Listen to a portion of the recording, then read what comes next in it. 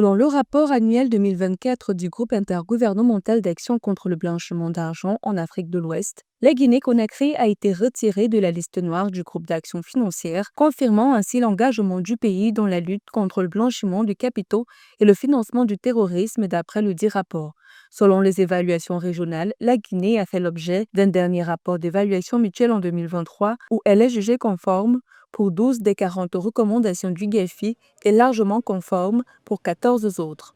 Surmonter ces défis, ce serait de nous assurer que nous puissions avoir des poursuites, des condamnations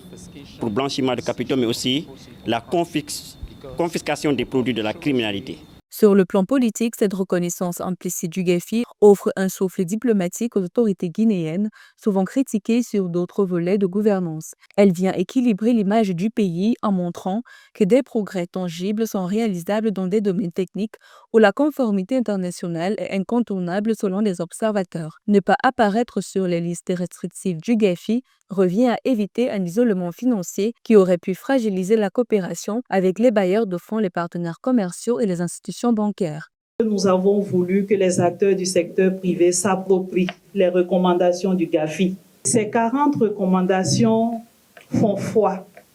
de la volonté que chaque État veut transposer en son sein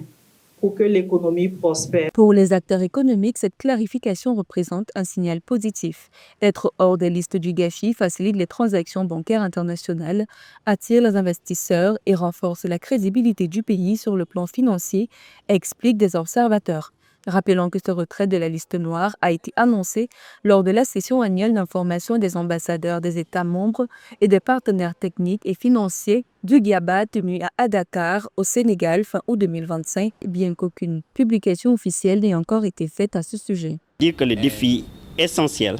c'est une volonté politique qui est assez faible quand il s'agit de la mise en œuvre de la législation ou des lois votées pour lutter contre